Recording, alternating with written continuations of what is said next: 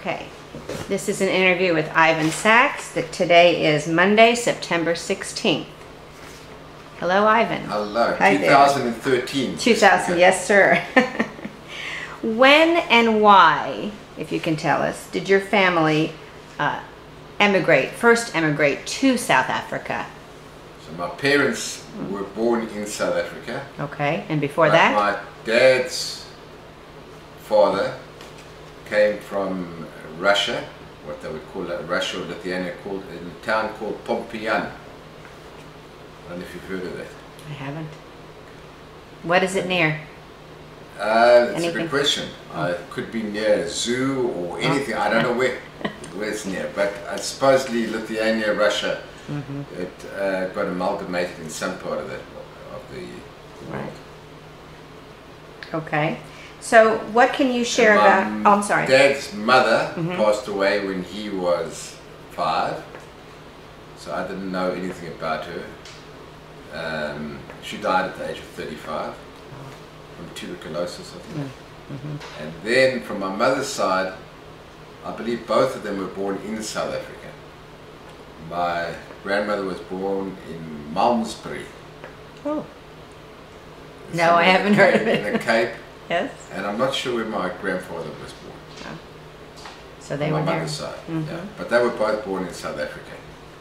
Okay. So I was 3rd generation South African. What can you share about your early years in South Africa? What stands out in your mind of your life there, growing up there? Happy, outdoors, didn't regard it as a privileged life. I was just a happy person, but looking back, it was definitely a privileged existence that we had in terms of the setting that we landed up in. It was absolutely beautiful, magnificent. Where were you? Where were you? In Johannesburg. You were, okay. In Johannesburg, in the southern suburbs of Johannesburg. A place called Hill Extension. We lived at 67 Plinlimmon Road. In the Hill Extension, southern suburbs. And as you were opposed to there? my wife being in the northern suburbs, Right. which was the exclusive, rich area. Well, you married well, right? That's what I thought. So tell me a couple of memories that you have of your early life Jewishly, your Jewish involvement in your family. My family, I went to a regular Hebrew, what did they call it? Like a Sunday school.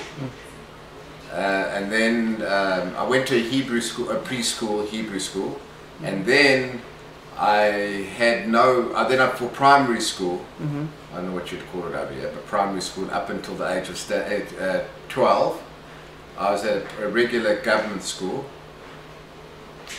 Change the battery pack. Do you have another one?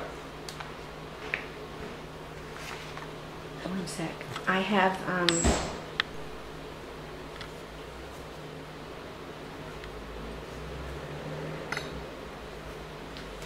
Okay.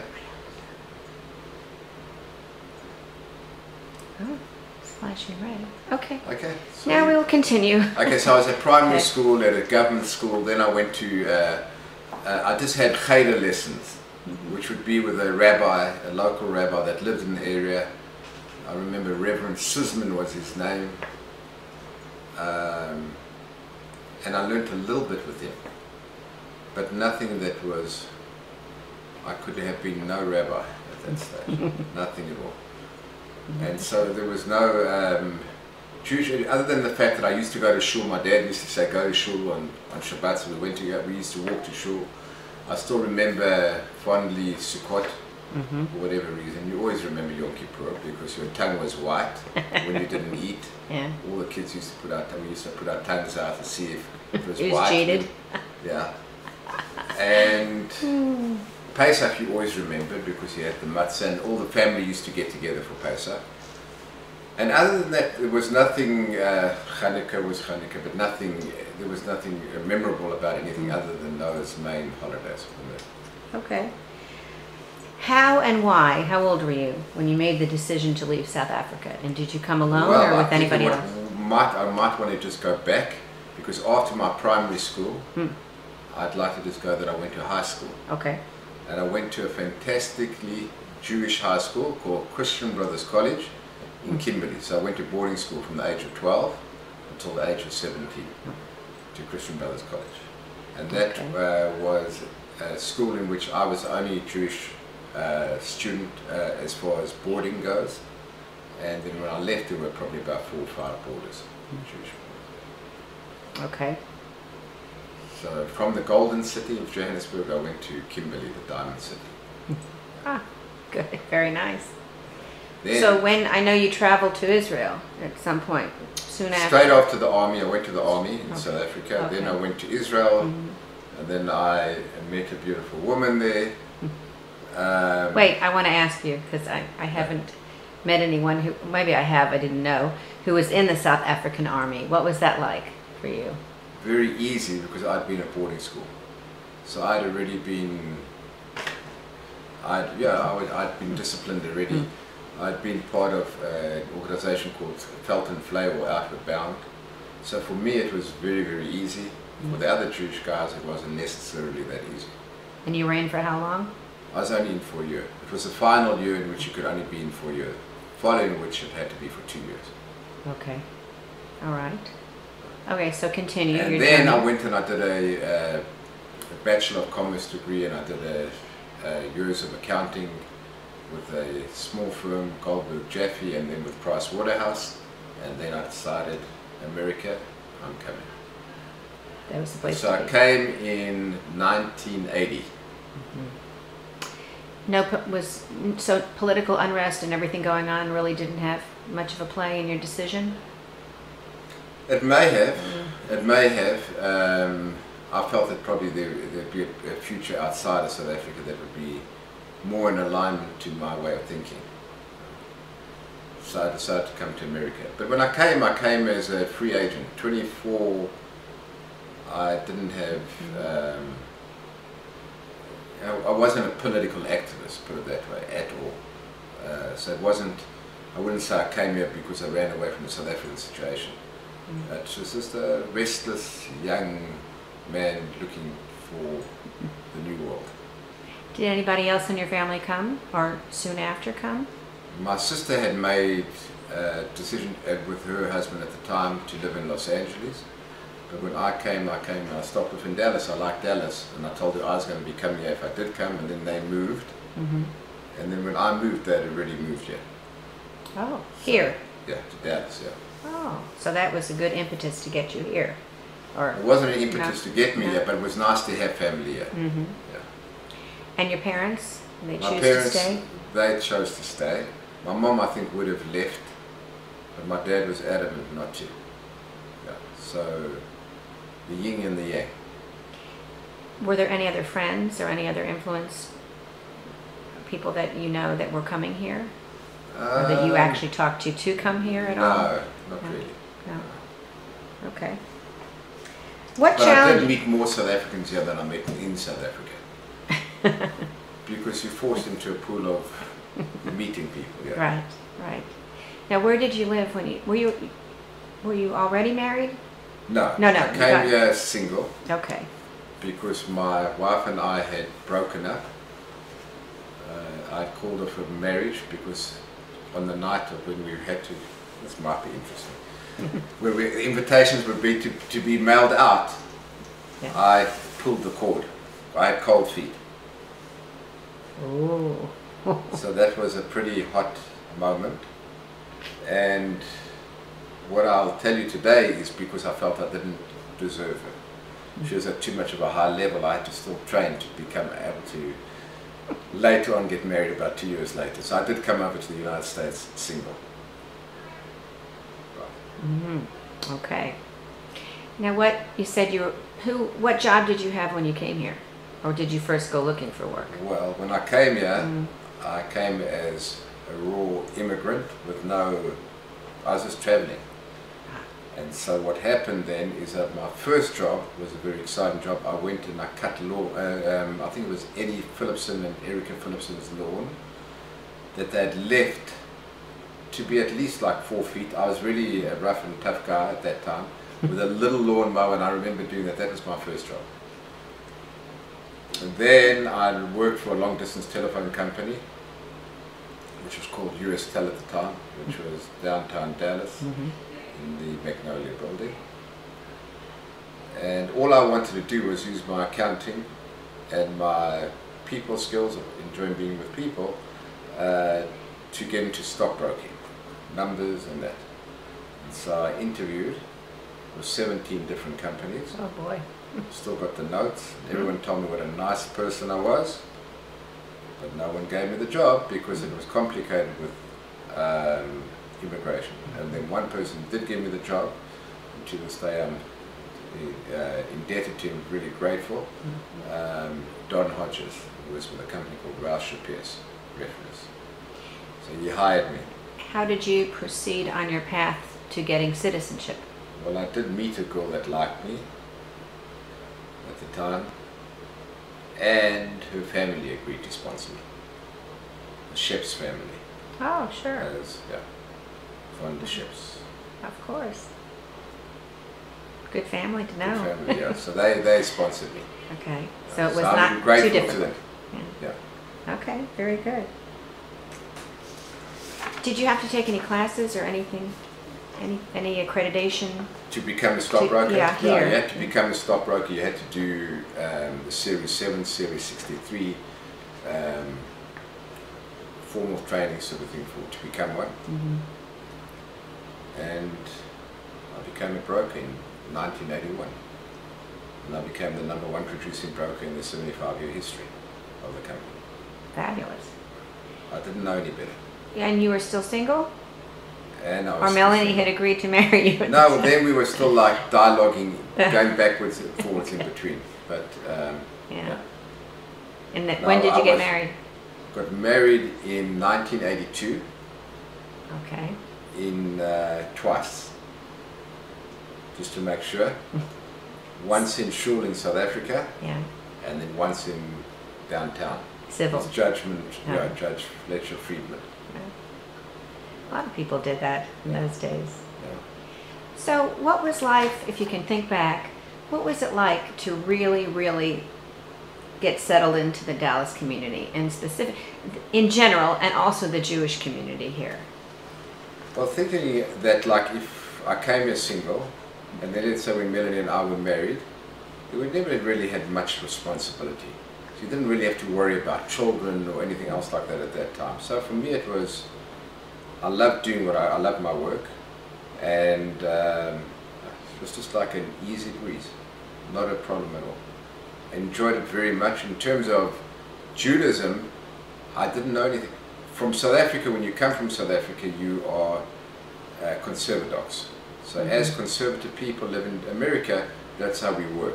We all were members of an Orthodox shul in South Africa, lived a conservative life, so the rabbi was Orthodox, and the people, the congregants, were mostly conservative. And so we came over here, and it was a conflict, because there was no conservadox over here. It was much more defined when you came to America. You were either Orthodox, or you were conservative, and you were Reform, or you were whatever. And it was much more conflicting. It wasn't a harmonized Jewish community in America. It was a much more conflicted community. Because in South Africa, everyone was respected, whoever you were. That person was Orthodox, okay, he's Orthodox. The person was conservative. You didn't even know you were conservative. You didn't have labels attached to you. You were Jewish. So from living in South Africa, it was much more harmonious being Jewish, and you weren't identifiable by how you practiced. You were just Jewish. Much, much easier transition. Yeah, you forced, not by decree or anything like that, but you're forced to choose a channel by which you're going to practice. And you felt it that way even back in the 1980s here in Dallas? Oh, most definitely. Because it was like, let's say you went into a temple, you were shocked Because if you walk into a temple and you don't have a yarmulke, and that's what we were used to, put it this way, we were, all you did was, you were going into the future with your rear view mirror. So you go and you say, oh well, when I went to shul in South Africa, they had yarmulkes. Oh, they don't have yarmulkes. That was like shocking to the soul. I mean, because all you were doing was driving into the future with your rear view mirror. So initially that was, I think, the shock. So what you would do is, I think I remember landing up at, initially, I never had any contacts with, Orthodoxy was not strong in Dallas at all at the time. Right. And so I landed up, I think, at Tiferet. That's right. And there was no Orthodox shul. That was the closest we had. Yeah, in 1980. That was the closest. So I landed up there with it. I remember going, asked the rabbi questions, which I really did enjoy with Rabbi Zucker, I think, at the time, in that early time. But so at that's how I started on my Judaism. There was no, in South Africa, our maximum amount of involvement with Judaism was when I was young. I was sent to shul. But as an older person, you just generally celebrated Rosh Hashanah, Yom Kippur, Pesach, you'd go to the family, and that would be it. That would be the extent of your day. And then Shabbat, you'd light candles and you'd have challah, which wasn't kosher, so you'd say a bracha over a non-kosher challah. There was no, like, you didn't think further than that. That was the extent of being Jewish. And then again, you were just Jewish because you were proud of being Jewish.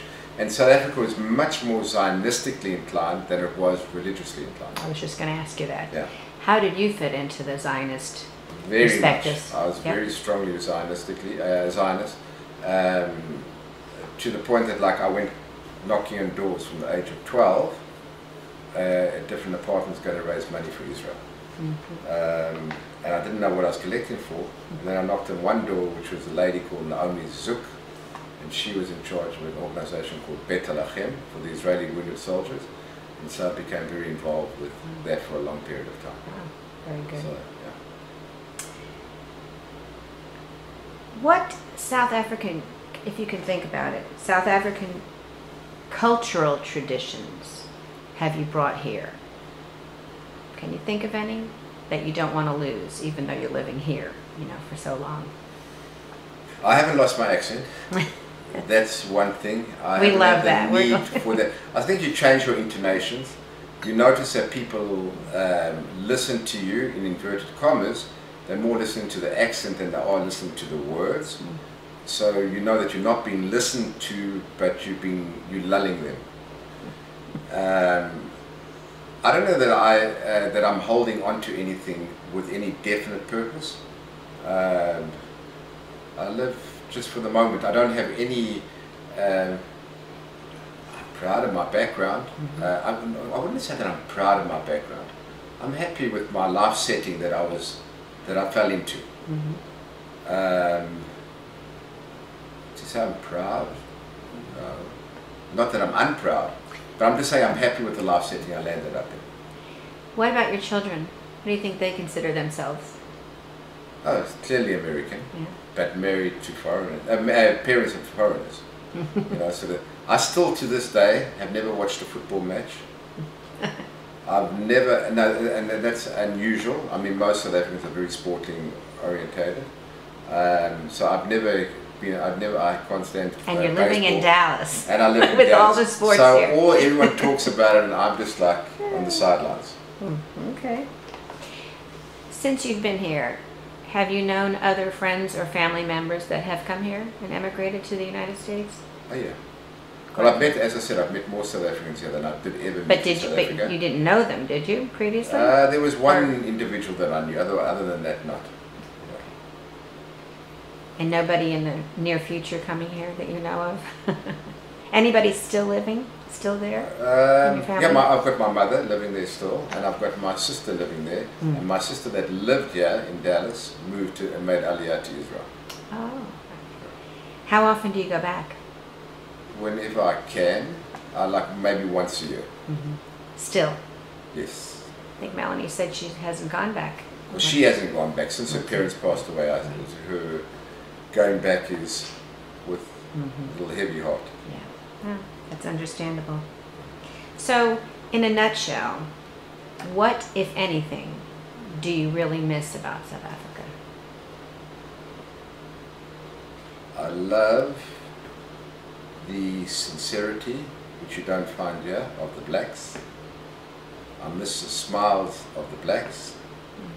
The picture behind me is probably reflective of that simplicity of life. I loved just walking in the street and a white will not say hello with a smile. A black will say it with full teeth. Just beautiful. That's what I would say I miss. Yeah, that's what I'd say. Interesting. Yeah. So do you now consider yourself an American, now that you have your citizenship? Or do you hesitate to? What label would you give yourself? You know, I'm proud to live in America. I love the freedom and opportunities that it provides for me. I'm not hesitant in terms of saying, because put it this way, if you become a citizen of a country, you are an American. So I am an American, I'm loyal to the country. I'm appreciative, as I said, of the opportunity, for the opportunity that it's given me and for my kids, and particularly for the fact that as a Jew, of which I'm extremely proud of being Jewish, that it affords us that freedom, which I don't think any other country in the world has provided for Jewish people. Very good. If you had to do some things over again, is there anything you would have done differently of your personal immigration from there to here? No. Of your journey from place to place? No? Would have been the same, huh? I would have done exactly what I've done. Because whatever has happened, or if I intended it to be any other way, it landed up exactly the way it's meant to be, as far as I'm concerned. Yeah. But I've been very involved in Judaism out here in Dallas. Because when I came here, I didn't have that identity in terms of where I wanted to go, and then I found the place that I wanted to go. I met an individual by the name of Rabbi Roden in 1983 or something like that, and I've been affiliated with him ever since. I've been the president of our synagogue for I don't know how many years, maybe 10 years or whatever.